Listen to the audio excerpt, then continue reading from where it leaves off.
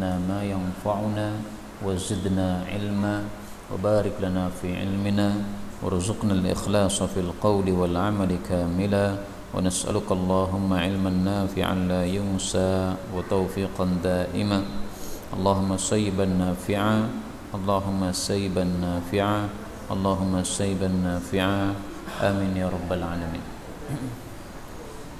Kita lanjutkan pengajian Al-Jami'us Shaghir karya Al-Hafidh Ibnu Suyuti rahimahullahu taala. Kita sudah sampai pada hadis 276. Qala al-muallif rahimahullahu taala wa nafa'ana bihi wa bi'ulumihi fid dharain amin. Ihmilu, bawalah an-nisaa, para wanita, ala ahwaihinna, pada keinginan mereka. Hadis palsu menurut Al-Albani rahimahullahu taala. Maksud hadis ini adalah untuk menikahkan putri kita itu hendaklah sesuai dengan keinginan mereka, jangan memaksa. Jadi hadis ini bicaranya kepada para wali nikah. Kalau punya putri mau menikahkan, maka jangan dipaksa dengan laki-laki yang dia tidak suka. Kalau dia suka, dia mau, meskipun mungkin lelaki tersebut miskin, ya mau ya sudah. Daripada kita paksa yang dia tidak senang, sementara kita sebagai bapaknya senang kepada dia. Yang menjalani kehidupan pernikahan itu adalah anak kita, bukan kita. Maka hadis ini meskipun palsu ya, tetapi isinya bagus. 277. Akhafu, saya khawatir, ala ummati, terhadap umatku, thalathan, tiga perkara. Pertama, zallata alim, tergelincirnya seorang alim. Maksudnya dia salah dalam bersikap atau dalam berfatwa. Yang kedua, jidala munafik, berdebatnya orang munafik bil Quran, dengan memakai dalil Al-Quran. Wa takdziba bil qadar, dan mendustakan takdir. Ini hadisnya dhaif. Adapun hadis yang sahih tentang orang munafik yang dia berdebat, maka sebagaimana sabda Nabi sallallahu alaihi wasallam, kata kuncinya alimil lisan. Akhwafu ma akhafu ala ummati, yang paling saya khawatirkan dari umatku, terhadap umatku, adalah kullu munafiqin alimil lisan. Setiap orang munafik yang pintar dia berdebat, ya, pintar lisannya untuk berdebat. Hadis 278. Hadis ini juga palsu menurut Al-Albani. Akhafu, saya khawatir, ala ummati, terhadap umatku, min ba'di, setelahku, setelah kematian beliau maksudnya. Thalathan, tiga perkara. Pertama, dhalalatul ahwa, kesesatannya hawa nafsu. Itu maksudnya firqah-firqah sesat. Ya, seperti Syiah, Mu'tazilah, Qadariyah dan sebagainya. Yang kedua, wattiba'u syahwat, mengikuti syahwat-syahwat, fil butuni wal furuj, baik syahwat perut maupun syahwat farji.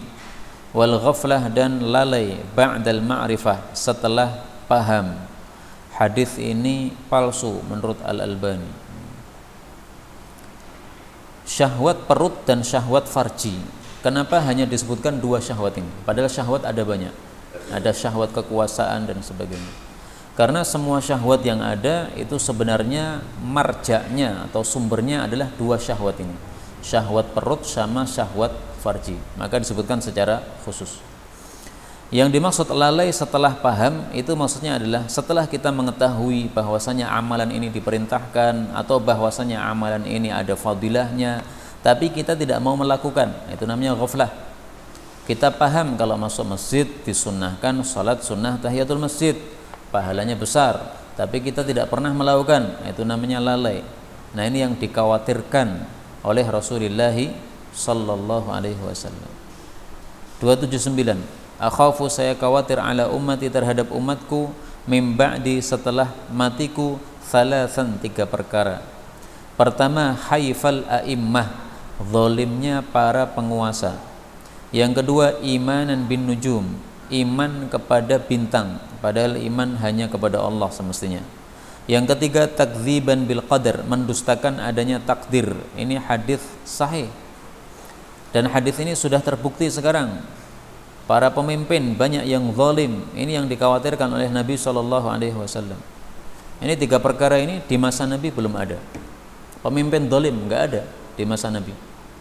Iman kepada bintang nggak ada, mendustakan takdir nggak ada. Tapi sekarang semuanya sudah ada. Terutama nomor 1 ini, pemimpin zalim di mana-mana terbukti. Banyak penguasa yang menetapkan suatu perkara tidak mementingkan maslahat umum, tetapi hanya mementingkan maslahat pribadi. Ini namanya zalim para pemimpin. 280. Akhafu, saya khawatir, ala ummati, terhadap umatku, min ba'di, setelahku, khoslatain, 2 perkara. 1, takdziban bil qadar, mendustakan takdir. Yang kedua, tasdiqan bin nujum, membenarkan bintang-bintang. Hadis ini sama dengan sebelumnya, sahih. Sahih menurut Al-Albani. 281. Akhbarani Jibril, Jibril memberitahu saya, anna Husainin, bahwasanya Husain bin Ali cucu Nabi, yuqtalu, akan dibunuh di mana? Bisyati'il Furat, di tepi sungai Efrat. Hadis ini sahih. Hadis ini menunjukkan bahwasanya sebelum kematian Husain bin Ali cucu Nabi, Nabi sudah tahu karena mendapatkan wahyu dari Allah Subhanahu wa taala. Sehingga ini juga merupakan satu hiburan bagi siapapun yang kehilangan anaknya atau cucunya. Siapapun kita, anaknya mati atau cucunya mati, masih lebih dahsyat musibah yang diderita oleh Nabi SAW. Karena cucu beliau ini matinya mati mengerikan, dibunuh, dipancung, lehernya dilepas dari apa? Kepalanya dilepas dari badannya, kemudian dipancung dengan pedang begini. Bahkan ada riwayat mengatakan kepalanya ditendang-tendang. Nah, maka musibah apapun yang kita alami, kita bandingkan dengan musibah Nabi, itu jadi ringan rasanya. Siapa yang membunuh Husain ini? Siapa ini? Ternyata yang membunuh adalah umat Islam sendiri. Sebagaimana sabda Nabi SAW, atani Jibril, Jibril datang kepada saya, fa akhbarni, dia ngasih tahu saya, anna ummati, bahwasanya umatku, sataqtulu bni hadza, akan membunuh anak saya ini. Anak saya maksudnya cucu saya. Ya'nil Husain, maksudnya adalah Husain bin Ali. Wa atani, dan Jibril datang kepada saya, biturbatin min turbatin hamra, dengan satu tanah berwarna merah. Ini tanah Karbala di daerah Irak. Hadis riwayat Hakim, sahih. Ini hadis berikutnya 282. Akhbiruni, kabarkanlah kepada saya. Jadi ini Nabi ngetes murid-muridnya, ngetes para sahabat. Kabarkan kepada saya, bisyajaratin, satu pohon, syibhir rajulil muslim, yang pohon ini mirip lelaki muslim. Bagaimana ciri-cirinya? La yatahatu, tidak berguguran, warakuha, daunnya, wala, tidak begini, tidak begini, tidak begini. Tu'ti ukulaha, dia memberikan buahnya, kullahinin, setiap saat. Ada juga yang mengartikan kullahinin, setiap tahun. Ini pertanyaan, akhbiruni, kabarkan kepada saya. Tapi karena tidak ada yang menjawab, maka Nabi menjawab sendiri. Hiyan nakhlah, itu adalah pohon kurma. Hadis ini menunjukkan bahwasanya orang muslim itu hendaklah seperti pohon kurma, tidak pernah madarat, tetapi selalu manfaat. Pohon talak ada manfaat, ada madarat. Buahnya manfaat, bisa untuk anak-anak kecil, menyenangkan anak-anak kecil. Tapi seringkali runtuh buahnya itu, ngotori bawah. Apalagi daunnya mudah sekali kering, kemudian rontok, setiap hari rontok banyak, ganggu orang, harus nyapu.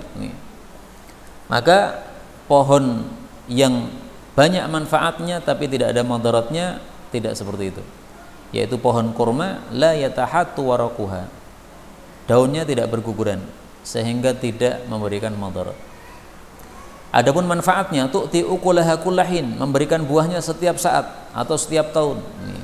Kalau diartikan setiap saat itu maksudnya pas musim panen. Pas musim panen itu setiap saat ngasih buahnya, karena bisa dipetik hari ini, bisa dipetik lagi besok lagi, bisa dipetik lagi besoknya lagi. Dan ini sudah disebutkan oleh Allah dalam Al-Quran, surat Al-Hajj. Allah Subhanahu wa taala mengatakan, surat Ibrahim, surat Ibrahim ayat 24. Alam tara kaifa daraballahu mathalan kalimatan tayyibatan ka syajaratin tayyibatin asluha thabitu wa far'uha fis sama tu'ti ukulaha kulla hinin bi'ilni rabbiha. Ini pohon kurma maksudnya. Tapi ini maksudnya perumpamaan untuk orang-orang beriman. Hendaklah orang beriman itu seperti pohon kurma, memberi manfaat dan tidak madarat. Karena itu kalau kita masih memberikan madarat kepada orang lain, berarti kita belum Islam secara sempurna. Kalau kita tidak mau kasih manfaat kepada orang lain, berarti kita belum muslim yang sempurna. Mudah-mudahan semuanya kita disempurnakan Islamnya oleh Allah Subhanahu wa taala. Amin ya rabbal alamin. Kemudian kalau kita memberikan manfaat, jangan sampai kita merasa bangga karena tu'ti ukulaha, pohon kurma itu memberikan buahnya kullahinin, setiap saat. Itu bi'ilni rabbiha, dengan izin Allah Subhanahu wa taala. Jadi apapun manfaat yang kita berikan kepada orang lain itu semuanya dengan izin Allah.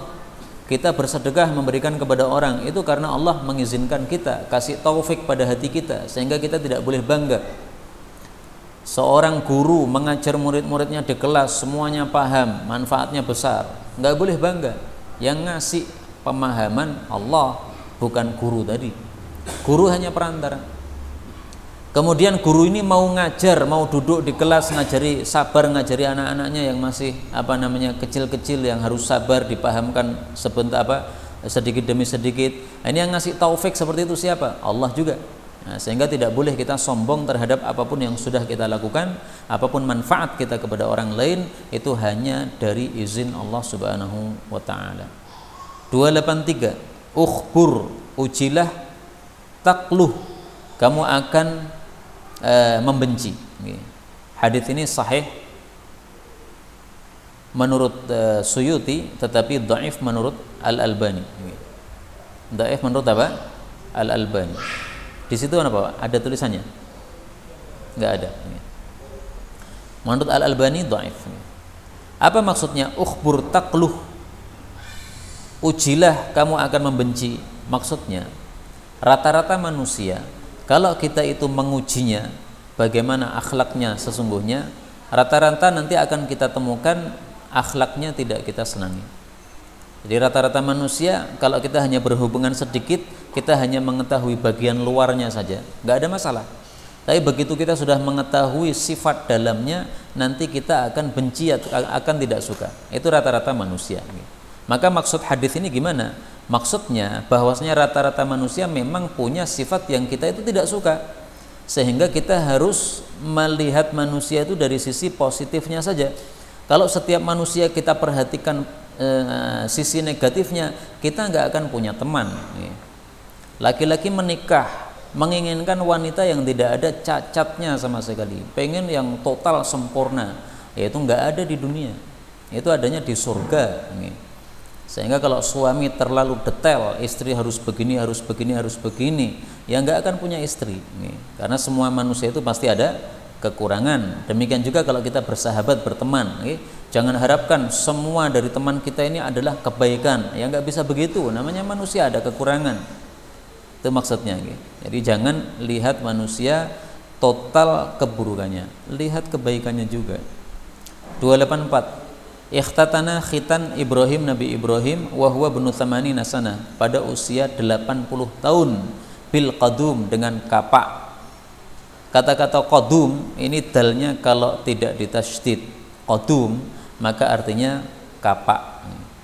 Tapi sebagian ulama membacanya bil qadum. Nah, itu nama tepat. Tempatnya namanya qadum. Tapi tafsir yang terkenal adalah qadum, kapak.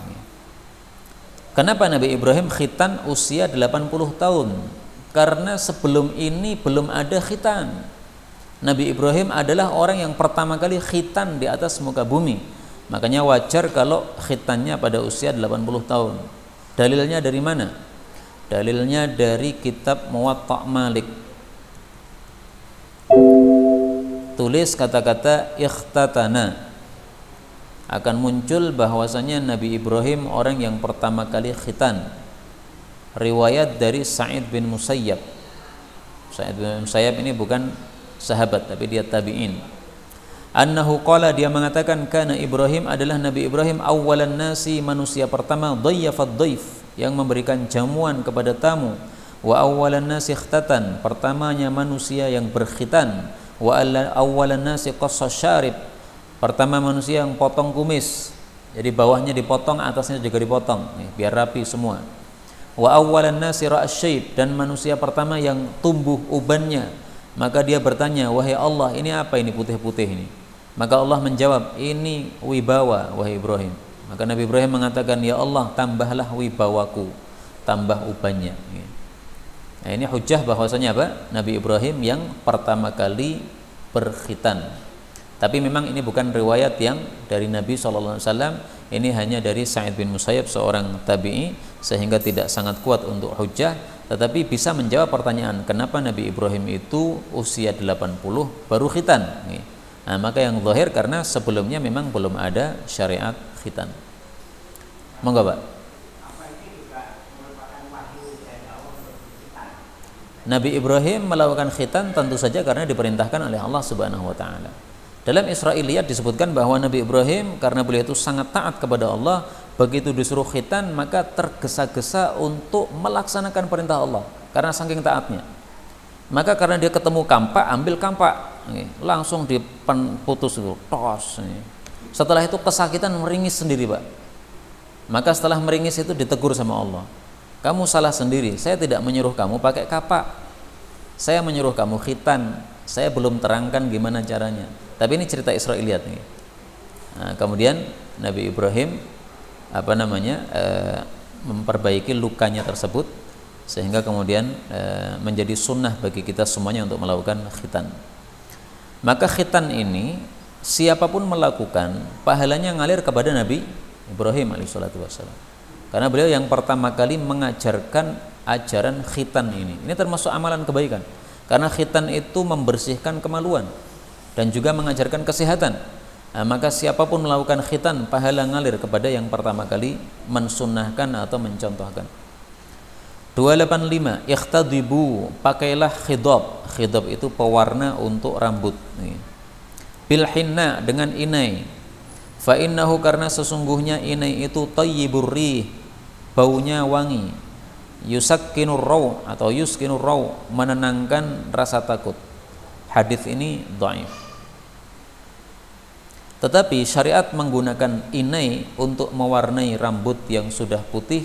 Ini kita temukan hadisnya sahih dari Sahih Muslim.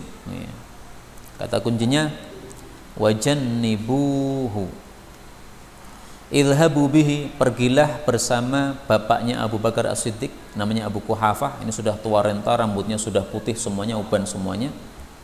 Pergilah ila ba'di nisaihi, kepada sebagian istri-istrinya atau anak-anaknya yang perempuan. Fal yughayyirhu bi syai', maka hendaklah ubannya diubah warnanya dengan sesuatu. Wajannibuhu sawat, tetapi hindarilah warna hitam. Nah, biasanya orang-orang itu memakai apa?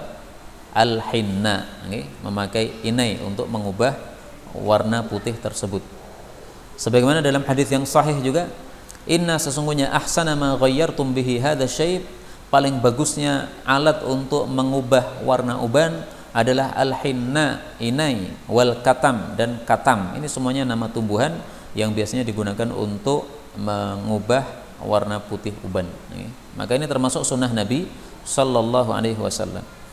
Karena itu Imam Ahmad kalau melihat ada orang yang jenggotnya merah, maka Imam Ahmad senang sekali. Beliau mengatakan ini sahibu sunnah, ini orang menghidupkan sunnah Nabi Sallallahu Alaihi Wasallam, yaitu jenggotnya yang sudah putih dimerahi. Kayak seperti misalnya Habib Umar bin Hafid dari Yaman, itu biasanya jenggotnya merah, itu karena sudah putih kemudian dikasih uban. Apa? Dikasih uban, dikasih warna. Maka nanti panjenengan niatkan, kalau sudah tua jenggotnya beruban putih semuanya atau rambutnya putih, nah dikasih warna. Tapi jangan hitam, karena hitam itu nipu, Pak. Boleh pakai warna hitam apabila tujuannya untuk menakuti musuh. Misalnya dalam kondisi perang, para sahabat banyak yang sudah beruban tapi kemudian diwarnai hitam. Karena musuh ini kalau melihat rambutnya pada hitam-hitam itu pada takut mereka. Wah, ini masih muda-muda. Kalau melihat rambutnya sudah beruban, nah, mereka santai. Wah, wong tua-tua gampang dipedang. Nah, maka untuk menakuti musuh nggak apa-apa. 286. Ikhtadibu, berkhidablah bil hinna, dengan inai. Fa innahu, karena sesungguhnya inai ini yazidu, menambah fi syababikum, dalam usia muda kalian. wa jamalikum, juga gantengnya kalian, wa nikahikum, dan juga hubungan intim kalian. Jadi maksudnya nambah kekuatan pria sejati, kekuatan pria dalam hal intim. Tapi hadis ini palsu menurut Al-Albani, dan saya belum temukan hadis yang sahih tentang menambah kekuatan pria. 287, ikhtadibu, memakailah khidab, wafruqu, dan sigra tengah. Maksudnya menyisir rambut itu di bagian tengahnya, ini dipisah tengahnya. Wa khaliful yahud, dan selisialah orang-orang Yahudi. Hadis ini palsu. Tapi tentang sigra tengah, ini kita temukan hadisnya dalam Sahihain, dalam Bukhari dan Muslim. Kata kuncinya faraqa ba'du. Rasulullah sallallahu alaihi wasallam ketika melihat ahli kitab, mereka biasanya nyisiri samping, jadi gini. Sementara orang-orang musyrik itu sigra tengah, ini. Maka Nabi Shallallahu Alaihi Wasallam sadala, ikut-ikutan nyisirnya ke samping. Ini dulu di awal-awal Islam, karena orang-orang musyrik ini lebih kejam daripada apa? Ahli kitab. Ahli kitab lebih mendekati kepada kebenaran karena mereka masih punya kitab suci. Tapi setelah itu, setelah di masa akhir-akhir Islam, thumma faraqa ba'du. Kemudian setelah itu Nabi menyelisih ahli kitab, yaitu dengan melakukan sigra tengah. Maka siapapun yang nyisiri rambut dengan model sigra tengah ini, kalau niatnya sunnah Nabi SAW, maka dia akan mendapatkan apa? Pahala. Kalau niatnya ya karena kebiasaan, ya nggak ada nilai pahalanya. Kalau rambut saya ini saya sigra tengah nggak bisa ya Pak, balik meleh, balik nyamping meleh. Akhirnya saya tunduk aja. Pripun? Ya dijak nyunah raglem kata beliau. Rambut bid'ah berarti Pak ya? Oh, rambut bid'ah ini berarti pripun ini? Rambut Syiah napa rambut Khawarij? Kon sigra tengah ra gelem. 288, ikhtilafu ummati, perselisihan umatku adalah rahmatun, rahmat. Ini hadis kata Suyuti apa? La'allahu, barangkali, khurrija fi ba'di kutubil huffaz, dia sudah ditakhrij pada sebagian kitab-kitab ahli hadis, allati lam tasil ilaina, yang belum sampai kepada kami. Karena sudah dicari-cari, sanadnya itu enggak ada. Maka kata Syekh Albani, ini hadis palsu. Dan hadis ini isinya enggak benar. Perselisihan umatku adalah rahmat. Apa ya benar begitu? Bahkan kalau umat Islam ini tidak berselisih, itu rahmat. Tapi kalau berselisih, padu dewi-dewi. Sebagaimana yang kita lihat sekarang. Ikhtilaf itu sebenarnya ada dua macam ya. Ada ikhtilaf yang tidak menyebabkan tafarruq, perpecahan. Maka ini ikhtilafnya para sahabat. Baik-baik aja, nggak ada masalah. Mereka berselisih pendapat, tapi saling menghargai satu sama lain. Zaid bin Thabit, ahli faraid, berselisih dengan Ibnu Abbas, ahli tafsir. Sampai ada sekitar 6 masalah dalam ilmu mawaris, Ibnu Abbas berselisih dengan para sahabat. Tetapi ketika Zaid bin Thabit ini ambil ontanya untuk pergi, maka Ibnu Abbas menuntun onta beliau ini untuk menghormati Zaid bin Thabit. Maka Zaid bin Thabit malu karena Ibnu Abbas ini sahabat Nabi sekaligus keluarga Nabi SAW. Maka beliau mengatakan, enggak usah begitu, kamu keluarga Nabi, saya yang harus menghormati. Maka Ibnu Abbas mengatakan, seperti inilah kita diperintahkan untuk bersikap kepada para ulama kita, meskipun beda pendapat. Tapi kalau masalah menghormati, tetap menghormati. Nah sekarang apakah seperti itu? Perselisihan umatku rahmat seperti para sahabat itu? Enggak. Kita lihat perselisihan umat Nabi Muhammad SAW sekarang ini menyebabkan tafarruq, perpecahan. Ya ini enggak bagus. Gara-gara perselisihan pendapat kemudian saling tuduh menuduh. Gara-gara perselisihan pendapat kemudian saling mengejek. Gara-gara perselisihan pendapat kemudian saling tidak mau salam, padahal sama-sama muslim. Maka ini sama sekali bukan rahmat seperti ini. Ini azab seperti ini. 289, akhdul amir, pemimpin mengambil al-hadiyah, hadiah, itu adalah suhtun, haram. Wa qabulul qadi, sementara hakim menerima ar-rishwah sogok atau suap, itu kufrun, adalah kekufuran. Hadis ini dikatakan hasan oleh Suyuti, kalau Al-Albani memasukkannya dalam kitab Dhaiful Jami', hadis-hadis yang dhaif.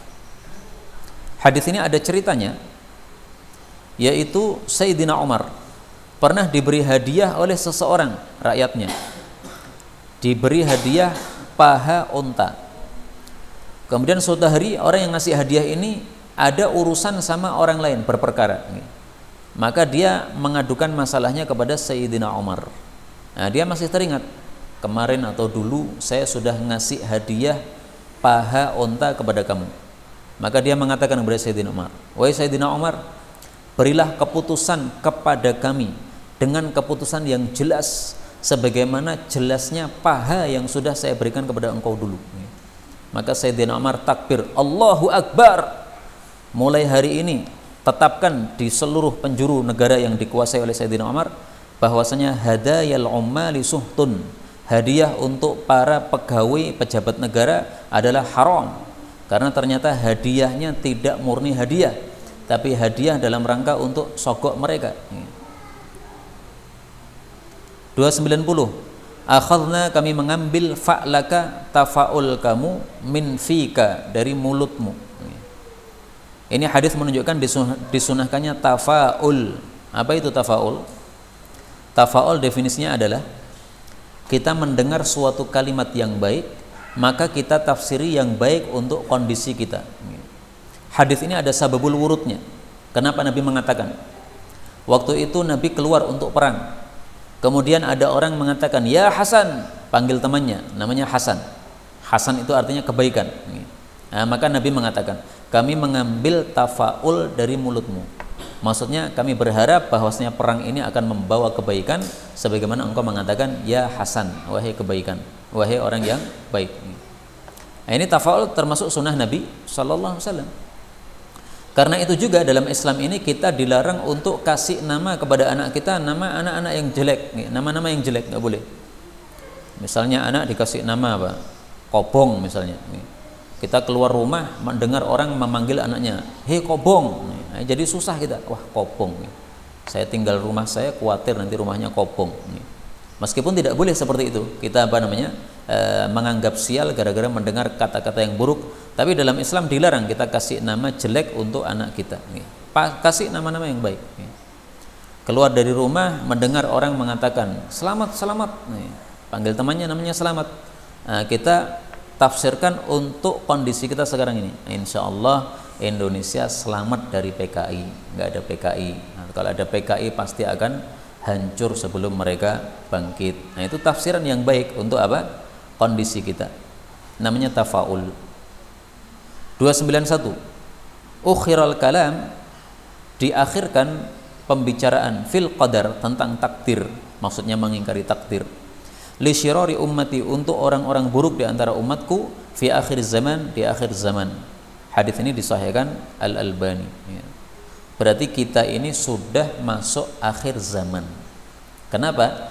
Karena banyak orang mengingkari takdir pada masa sekarang ini. Sebagian orang apa? Tidak percaya tentang takdir. Ada seorang teman saya pemijat, dia ahli pijat. Kemudian yang dipijat ini ya sambil ngobrol gitu. Kemudian tanya, anaknya berapa Pak? Ya, anak saya 8. Kaget ya, anaknya 8. Nah, kemudian dia ngasih nasihat supaya orang teman saya ini duitnya banyak, rizkinya banyak, supaya tidak hanya cukup untuk kebutuhan sehari-hari saja. Nah, maka dinasihati kerja itu yang sungguh-sungguh. Kalau kerja sungguh-sungguh nanti hasilnya pasti besar, hasilnya pasti banyak. Nah, teman saya karena dia orang ngaji ya dia ngomong apa adanya. Ya itu semuanya tergantung takdir Pak. Kalau sungguh-sungguh takdirnya miskin ya miskin, kalau santai-santai takdirnya kaya ya kaya. Marah-marah orangnya. Oh kok ini ngawur. Takdir nggak ada, tergantung kita. Kalau kita malas ya nggak ada duit. Kalau kita sungguh-sungguh ya pasti ada duit. Nah ini berarti mengingkari takdir. Sudah ada orang-orang yang mengingkari takdir.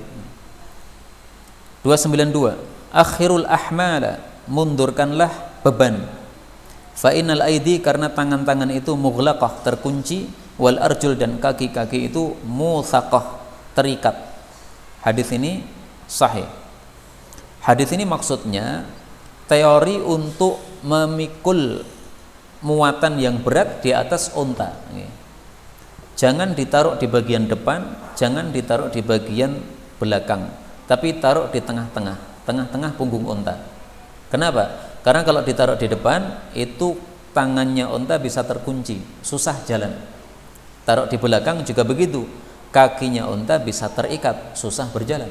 Kalau ditaruh di tengah, bagian punggung, maka kaki sama tangan unta masih longgar, sehingga dia masih bisa berjalan dengan tenang meskipun bebannya berat. Jadi ternyata agama Islam ini sangat sempurna, apapun diajarkan oleh Rasulullah Sallallahu Alaihi Wasallam, sampai ngangkut barang pun juga diajarkan oleh Nabi.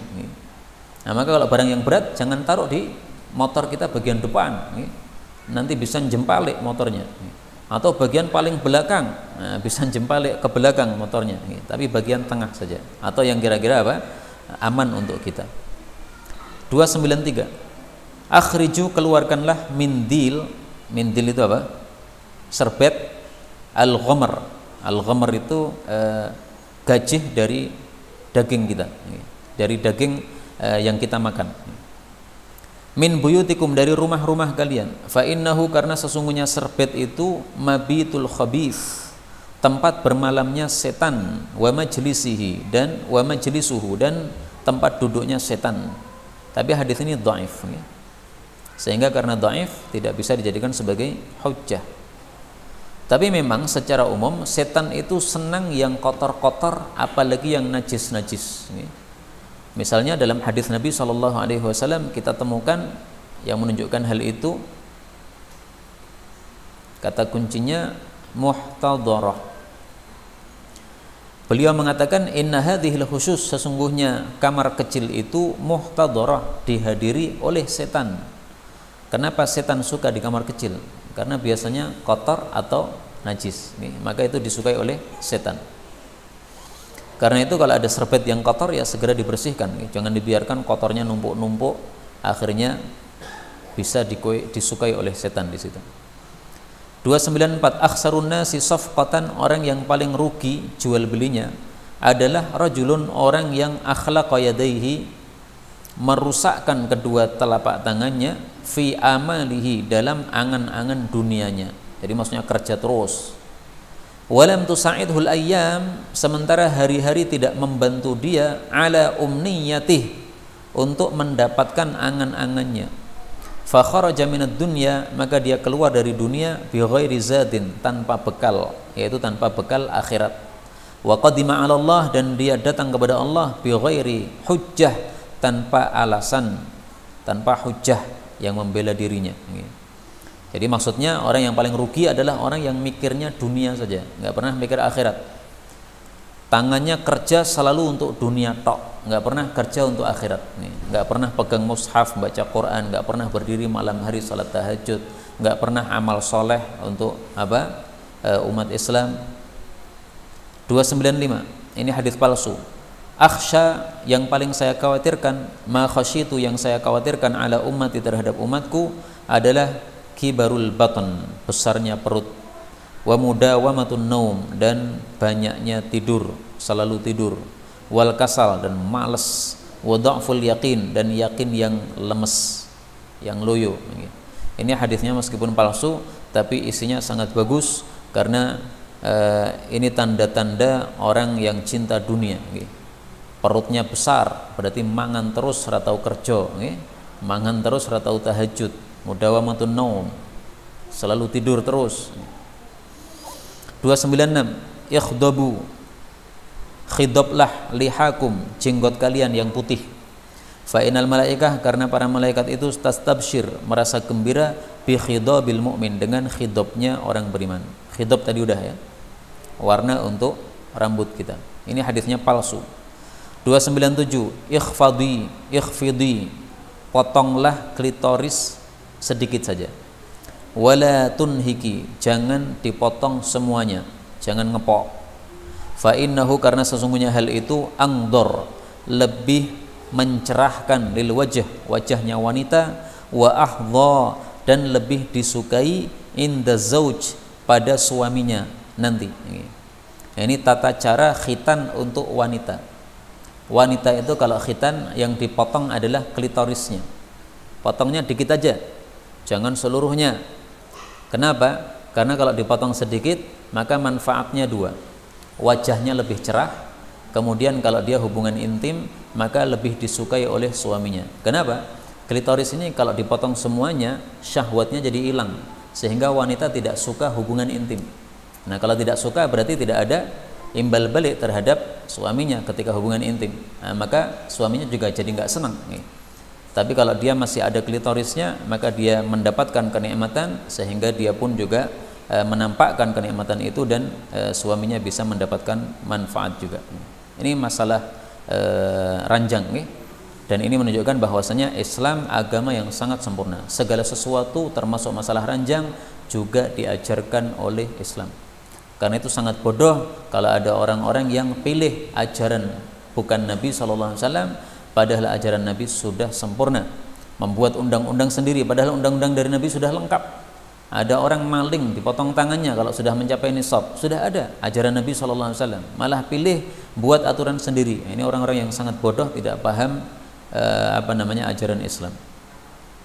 298, akhlis dinaka, murnikan agamamu, yakfikal qalil, akan mencukupi kamu yang sedikit minal amal, dari amalmu. Hadis ini dhaif. 299, akhlisu, ikhlaskanlah a'malakum, amal-amal kalian lillah, untuk Allah. Fa innallah, karena Allah la yaqbalu, tidak menerima illa ma khalusalahu, kecuali apa yang murni untuk Allah Subhanahu wa taala. Ini hadisnya sahihul makna, sahih maknanya meskipun sanadnya dhaif. Karena dalam hadis yang lain ada kita temukan yang semakna, ya. Kata kuncinya wabtughiya. Innallaha la yaqbalu minal amal, Allah tidak menerima amal illa ma kana lahu khalisan, kecuali yang ikhlas hanya karena Allah. Wabtughiya bihi wajhuh, dan dicari dengan amalan tersebut wajahnya Allah Subhanahu wa taala. Hadis riwayat Nasa'i sahih. Karena itu mari kita ikhlaskan semua amal kita untuk mencari pahala atau ridha dari Allah Subhanahu wa taala. Melangkahkan kaki ke masjid salat jamaah, melangkahkan lagi kaki ke majelis ilmu untuk mendengarkan ilmu, semuanya kalau ikhlas maka mendapatkan pahala dari Allah Subhanahu wa taala, karena itulah yang diterima oleh Allah. Terakhir 300, akhlisu ibadatallahi ta'ala, murnikan ibadah kepada Allah. Wa aqimu khamsakum, tegakkan salat 5 waktu. Atu zakata amwalikum, tunaikan zakat harta. Tayyibatan biha anfusukum, dalam keadaan rela hatinya, rela jiwanya, ya, jadi jangan terpaksa kalau mengeluarkan zakat, tapi rela. Wasumu syahrakum, puasalah Ramadan kalian. Wa hujju baitakum, lakukan haji ke Baitullah. Tadkhulu jannata rabbikum, niscaya kalian akan masuk ke dalam jannahnya Allah Subhanahu wa taala. Hadis ini dhaif secara sanad, tetapi tentu saja isinya benar, ya, karena ini semuanya perkara-perkara yang diajarkan dalam Islam yang menyebabkan kita masuk ke dalam jannah. Wallahu a'lam bishawab, walhamdulillahi rabbil alamin. Sisa waktu ada pembahasan.